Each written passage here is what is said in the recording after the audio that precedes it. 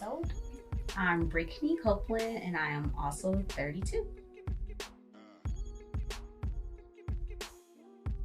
We met in high school. Yes. She reminded me earlier. I don't remember our first interaction, but we took a class together. Yes. Spanish class. Don't ask us to speak Spanish. No, we don't remember it. But I remember Brickney being really loud and funny, and you're like the class clown. Yes, I will accept that. So we probably, if we want to put a year on it, let's just say like 2005 to now. Yeah, like our sophomore year of high school. So I'm the oldest, most beautiful. You just gonna forget about your brother? Oh yeah, I forgot. So we have an older brother. My bad. And she's the middle child. I am. I'm the baby. She is.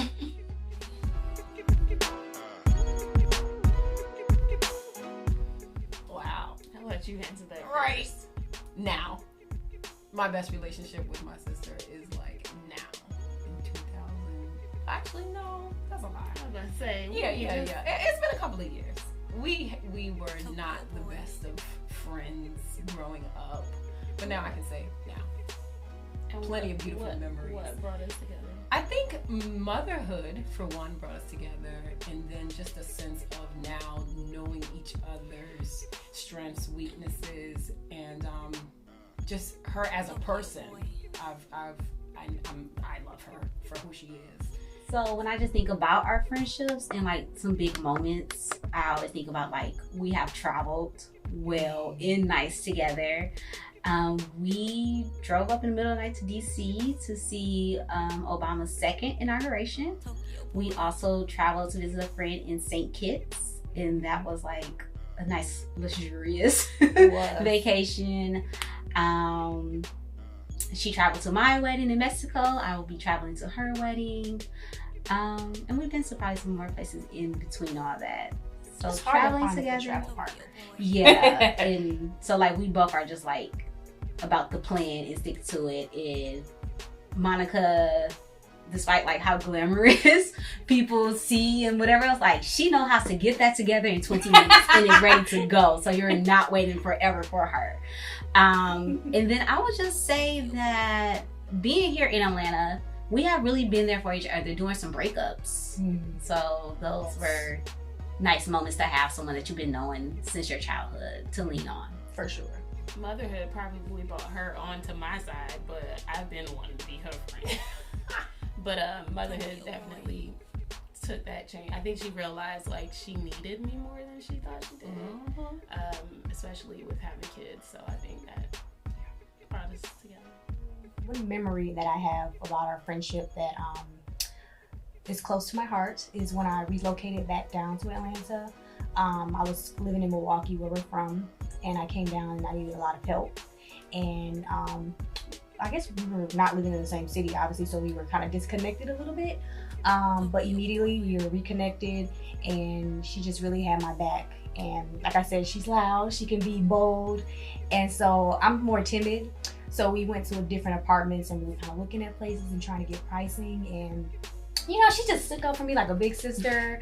And she was just yelling at these managers like, this is not clean enough for her. We can't do this price. And I felt safe. And I felt like this is my friend. She has my back. I'm not worried about moving here. Like I have someone here to protect me and like have my back. And so it's just, yo boy. What I've learned through our friendship about myself is how strong I am. I was never a really good runner, but she started making me run. We started doing like 5Ks. Like I was always into fitness, but she really like pushed me to like run more, run longer, further distances. And like I started doing these run groups, her fault.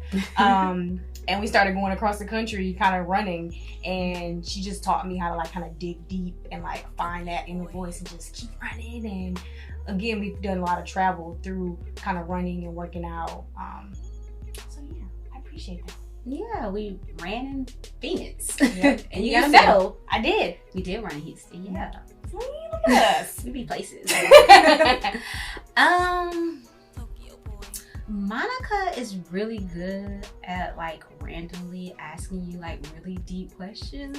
You're like, I was just out here living my life. I didn't even know that I was doing what you said. Like, that makes more sense now. Like, let me write this down and make it a plan, make it a vision, make it, you know, something to really remember each and every day. So I don't know exactly how you will sum that up, but I would say strength. Like, you have made me realize like how strong I am in situations. A lot of times when I am known as like the loud one, the fun one, people can like look over the fact that like being strong or being determined and, you know, still being all the good things that you want in life, not like a joke. For sure.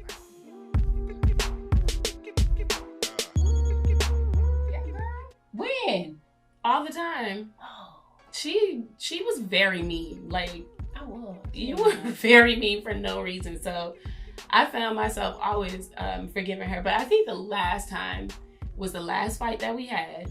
Oh yeah, we used to fight every single day, like street fight. Yeah. Like fight. And then when I was 18, Bloody nose. Fight. I beat her up. You did. And That one lick too. Just that one. got her straight. I wish I knew how to do it. Yeah. But so I don't know. I've had to forgive you a lot, but it wasn't until Daddy cried. So we got into a fight. It wasn't a fist fight this time, but we got into a fight, and my dad had to be, which he always had to be. Here in Atlanta. Mm-hmm. He had to be the mediator, and he was on the phone crying. He was like, "If I die, you guys, you know, you guys are supposed to rely on each other, and you're not going to rely on each other." So he kind of cried, and I was like, "Dang it." And also, I think I was rejecting her love, and I'm not sure why I was, but I was just rejecting her love, and or I just didn't know if was that really love, you know. But once I started realizing that the friends who I thought, you know, like my real friends were not my friends, I was just like, dang, but she's still here though, you know, like she's not going anywhere, and all those things that, you know, for her to be like younger than me, she's pretty wise, you know, and and that's another thing too. So in our culture, like we see things like you have to be like older for you to be wiser or for you to know things. So for her, I was looking at her like, girl, you don't know nothing, child. Please, go ahead with that. Whatever. Oh, you shouldn't do that.